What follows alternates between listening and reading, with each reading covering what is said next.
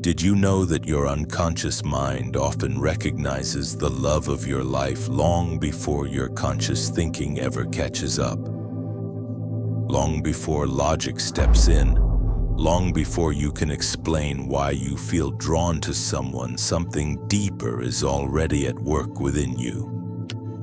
Carl Jung, one of the most influential psychologists in history, uncovered a truth about love that challenges almost everything we've been taught to believe.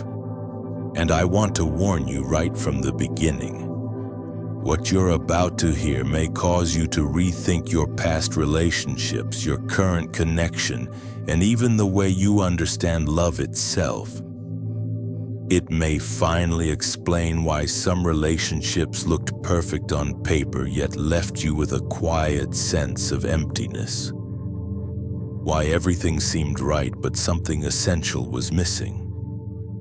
According to Jung, this isn't bad luck or emotional immaturity.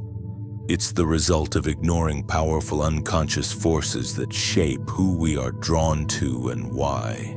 Jung believed that there is an invisible pattern within the psyche, a kind of inner magnet that pulls us toward exactly the person we need, not to complete a fantasy, but to complete our process of individuation.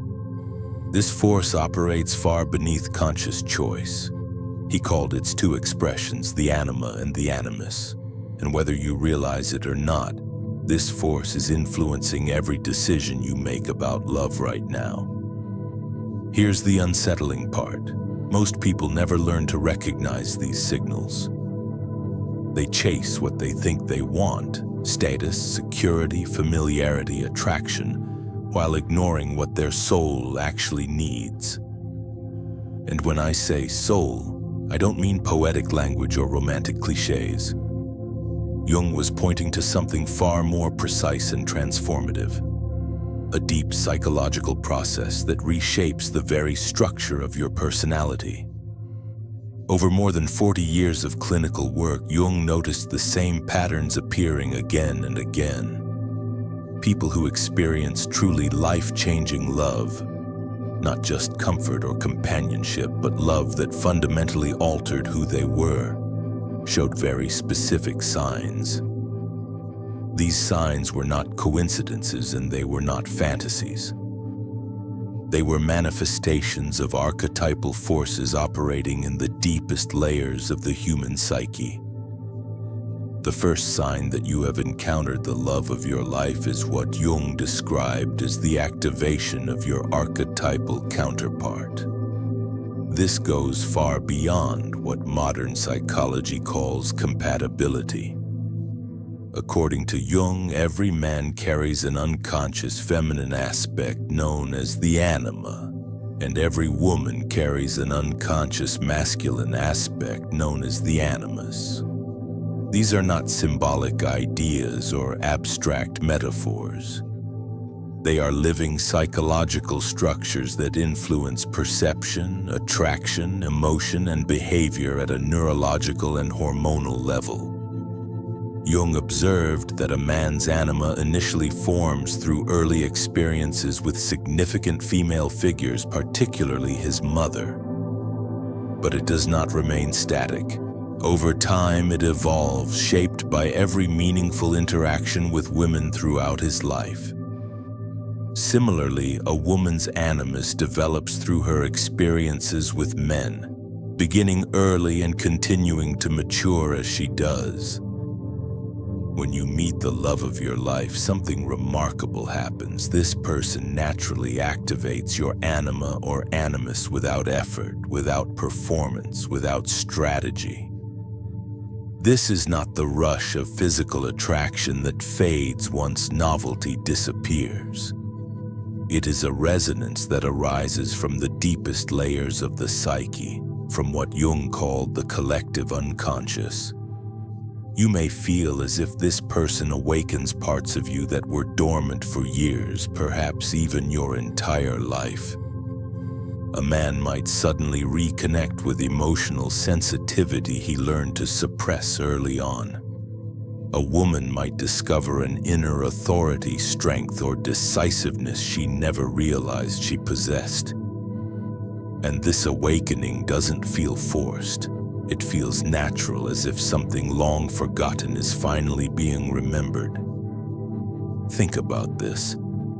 Some people can spend years with you and never truly see you. They may care for you, depend on you, even love you in their own way. But an invisible wall remains. And then there are others where, from the very beginning, something feels different. There is an immediate familiarity, a sense of recognition, almost as if you've known each other long before this lifetime. That feeling is not imagination, and it is not romantic projection. Jung believed it was your anima or animus recognizing its counterpart, the missing inner piece that allows your psyche to move toward wholeness. Interestingly, Jung noted that during these encounters, regions of the brain associated with deep memory often become active, as though you are recalling something ancient rather than experiencing something new. But this brings us to something most people misunderstand. This activation is not always pleasant. In fact, it can be deeply unsettling. Jung described this experience as the constellating of a complex. When a deep archetype is activated, the entire psychic system begins to reorganize itself. Old beliefs, habits, defenses, and identities are suddenly questioned. It can feel as if someone has entered your inner world and begun rearranging everything without asking for permission. You may feel a powerful mix of fascination and fear, attraction and resistance, desire and anxiety. You might sense correctly that this person has the potential to change you in ways you cannot fully control or predict. And this is where many people turn away. Jung warned that true love does not leave the personality untouched. It transforms you at an archetypal level. This transformation is not optional. You cannot take only the comforting aspects and reject the rest. The activation of the anima or animus brings growth, but it also destabilizes old patterns you once believed were fixed and permanent. Many people flee at this stage, not because the connection is wrong, but because it demands too much psychological honesty and change. Which leads us directly to the second sign, one that Jung considered essential for genuine individuation: the integration of the shadow. Every person carries a shadow. This is the part of the personality that has been suppressed, denied, or rejected because it didn't align with who we were taught to be. The shadow contains not only traits we label as negative, but also our unrealized strengths, buried creativity, raw instincts, and authentic impulses.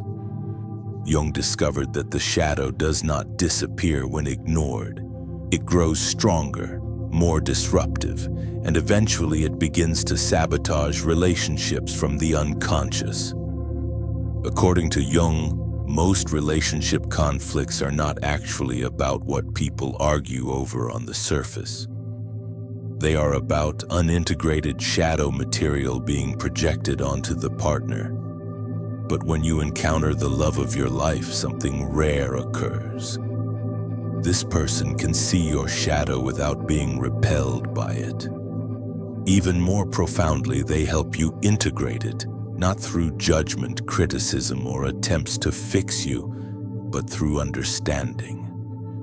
They accept the totality of who you are in a way that transcends logic and moral performance. Have you ever been with someone who made you feel safe being completely yourself? Not someone who merely tolerates your flaws, but someone who seems to see hidden value in them. Where your intensity becomes depth, your sensitivity becomes insight, your stubbornness becomes resolve.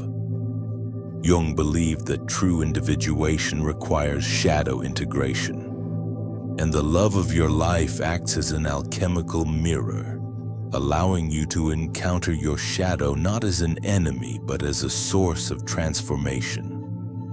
But this also means something challenging. This person will naturally confront your ego, not aggressively, not destructively, but in a way that forces growth. They will reflect back to you the parts of yourself you would rather avoid, yet without turning into your adversary.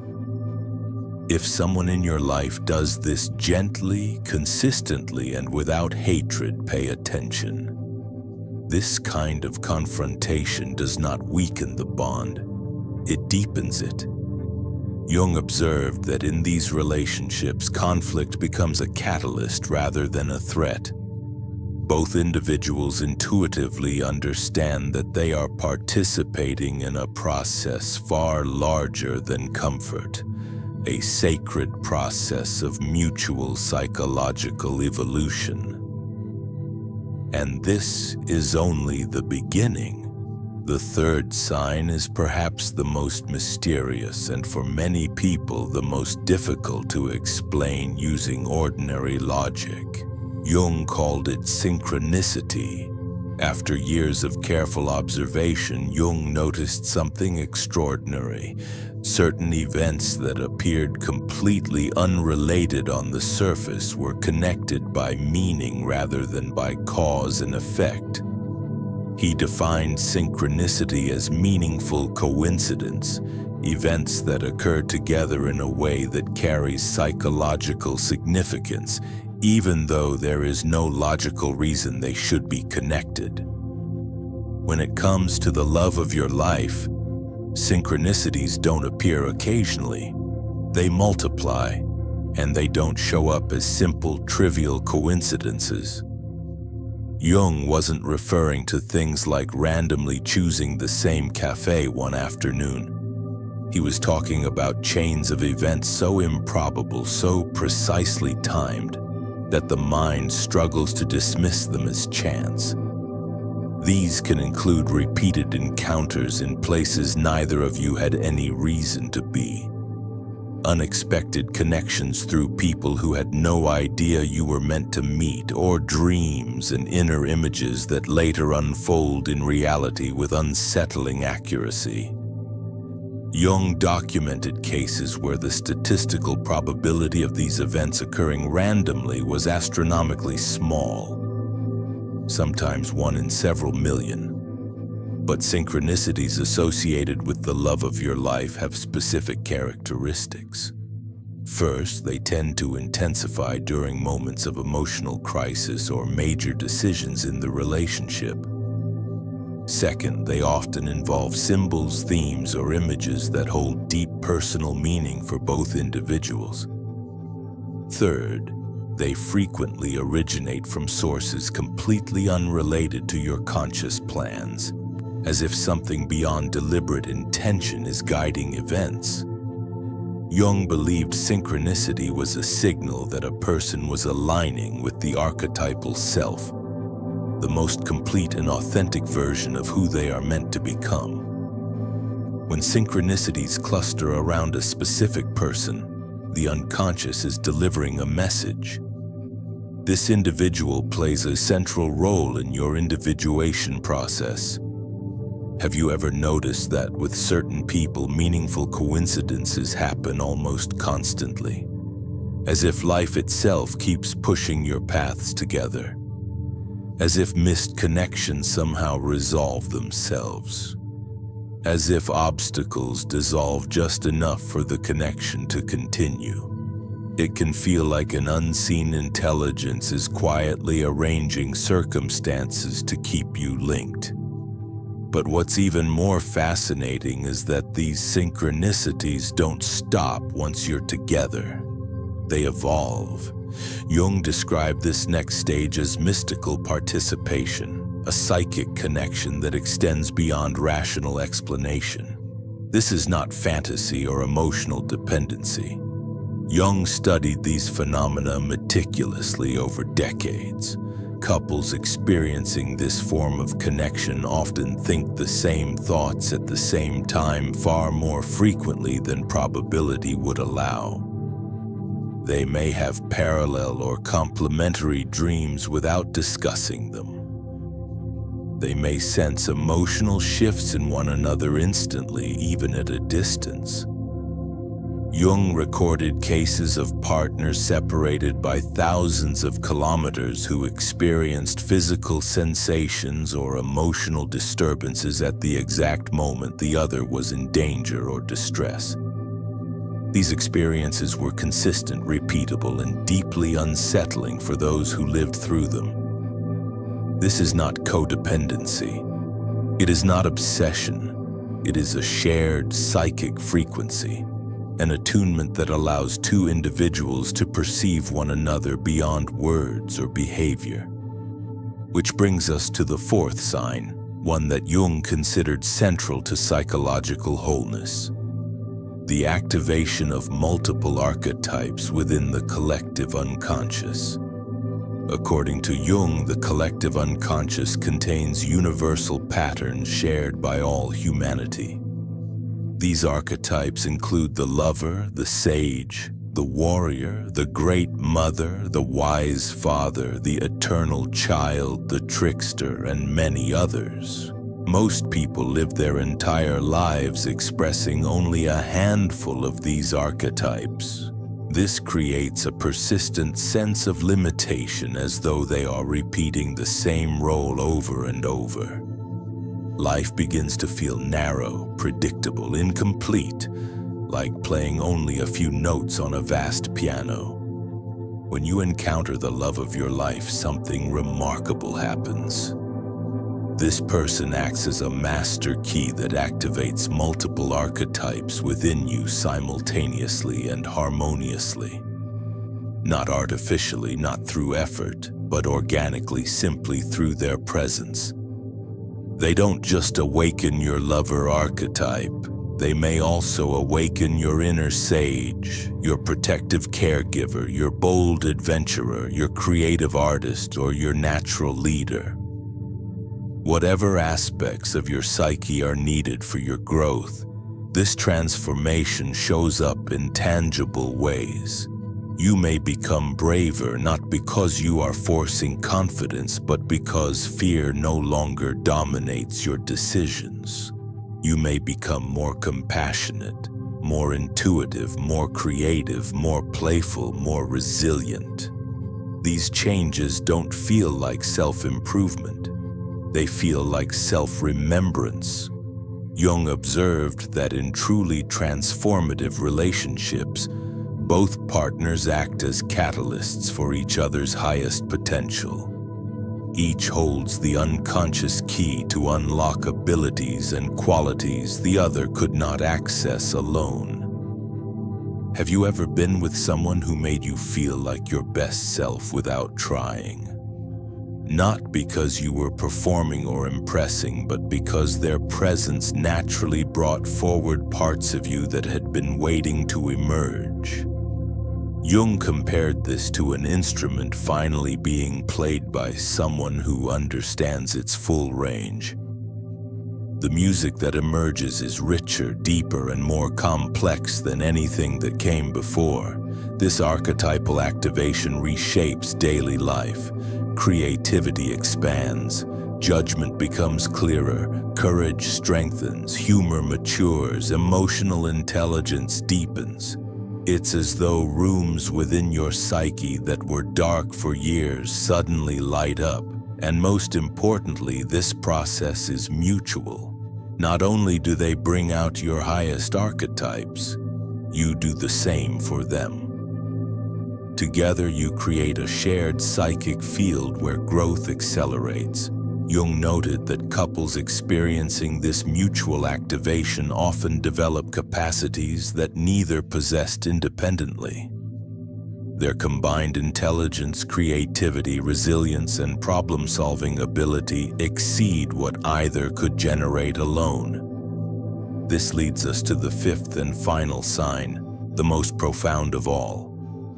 The unmistakable feeling that with this person you are living your personal myth. Jung believed every human being is born with a unique myth, an unconscious archetypal narrative that gives life meaning and direction.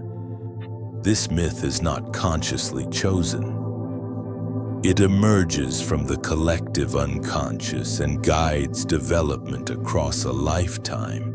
Most people never fully connect with their personal myth. They move through life performing roles without understanding the larger story they belong to. They sense meaning exists, but they cannot grasp its shape.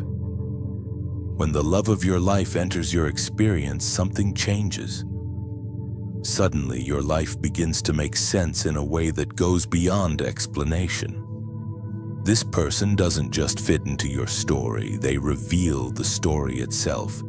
It feels as if earlier chapters finally find their purpose, as if struggles, losses, and waiting were all necessary preparation. Jung called this experience the union of opposites, not sameness but complementarity. Differences that do not cancel each other out, but create something entirely new. Your past pain becomes wisdom. Your failures reveal their hidden purpose. Your loneliness becomes understandable as the period in which inner strength was forged. According to Jung, individuation often reaches its peak through the encounter with what he called the significant other, the person who catalyzes the full unfolding of the self. Have you ever felt that your life with someone suddenly carries a deeper, almost sacred meaning? As though scattered experiences align into a coherent pattern. As though this connection completes something essential within you. But here's the crucial truth. Recognizing these signs requires courage. Most people avoid this depth because it demands honesty, vulnerability, and transformation. It's far easier to stay on the surface, focusing on attraction, convenience, shared interests, or social approval. Jung warned that many people flee from true love because it requires too much growth. Archetypal love does not allow you to remain small, hidden, or unchanged. It confronts you with who you truly are and who you are capable of becoming. And that is why so few are ready for it. This is where everything comes together, and where Jung drew a clear line between ordinary attachment and true, transformative love. Archetypal love does not ask whether you are comfortable. It asks whether you are willing to grow.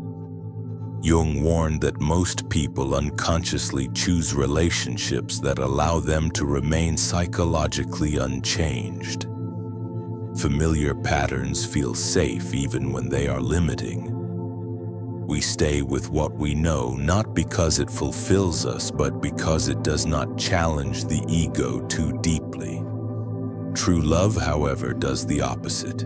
It destabilizes the ego. It exposes illusions. It demands that you confront who you really are beneath your social masks. This is why so many people miss the love of their life even when it appears right in front of them. Recognizing these 5 signs requires a level of self-awareness and emotional honesty that most people actively avoid. It is far easier to evaluate a relationship based on surface criteria, shared hobbies, physical attraction, financial stability, social approval, than to face the archetypal depth of a connection that threatens to change you permanently. Jung emphasized that archetypal love is not gentle in the way fairy tales suggest. It is respectful, but it is not passive. It presses against your limits. It calls you into responsibility for your own individuation. It refuses to let you hide behind comfort or familiarity. This kind of love requires surrender, not surrender to another person, but surrender to a process larger than both of you. It requires letting go of the illusion that you can control every outcome, every emotion, every transformation. It requires trust in forces that operate beyond conscious planning. It requires faith in growth that cannot be neatly predicted or managed. And this leads to an uncomfortable but necessary question. Are you truly ready to be seen?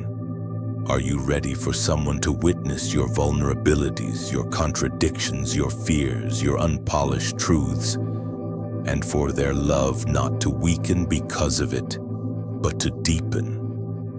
And are you equally prepared to see another person in their entirety without trying to reshape them into something safer or more convenient? Because if these 5 signs are present in your life, ignoring them out of fear does not make them disappear. It only delays your individuation. Your unconscious is not subtle when something essential is at stake. When these patterns emerge, they are signals pointing toward destiny, not in a mystical, predestined sense, but in a psychological one. They indicate a path toward a version of yourself that cannot be reached alone. Jung did not view love as a fleeting emotion or a chemical reaction dependent on circumstance. He saw it as an archetypal force, one with the power to reorder the psyche, restructure identity, and guide the individual toward the realization of the self. This force does not respond to manipulation. It cannot be manufactured through technique or strategy. It cannot be forced into existence. It can only be recognized when it authentically appears, and honored through conscious participation. Interestingly, Jung also observed that the deepest connections often begin in ways that contradict conventional romantic expectations. They may emerge from friendships that slowly deepen rather than explode with passion. They may arise through conflict that reveals shared values beneath disagreement. They may grow in situations where romance was never the original intention.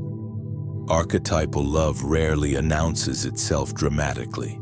It reveals itself gradually, like dawn replacing night so slowly that you only notice the light once it is already there. Time is required for the anima or animus to fully activate, for synchronicities to accumulate, for shadows to be integrated without destruction, for archetypes to awaken in a balanced and sustainable way. And this is important to understand. These 5 signs do not mean the relationship will be easy. In fact, Jung found that the deepest connections often involve more conflict, more discomfort, and more psychological work than superficial ones.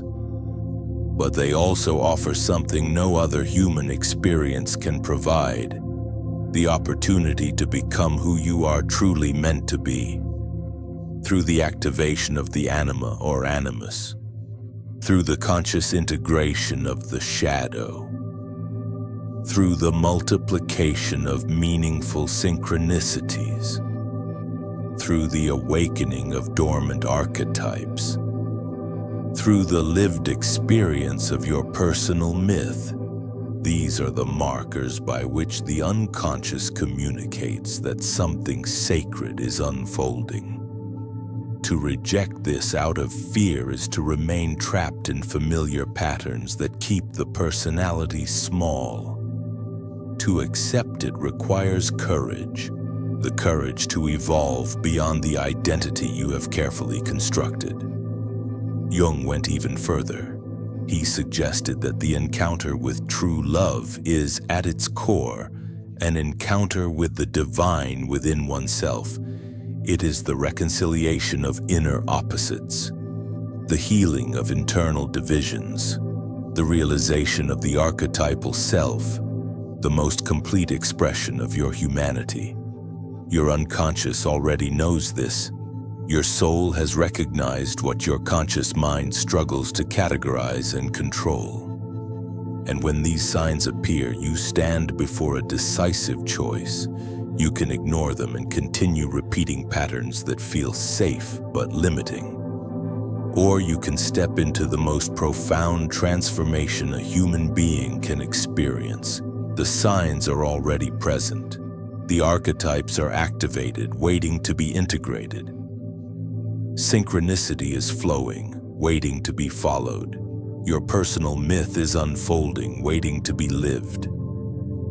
The love of your life is not merely someone who fits into your current existence. It is a portal, an opening into the most authentic, whole, and powerful version of yourself. A version of you that could never have emerged without this encounter.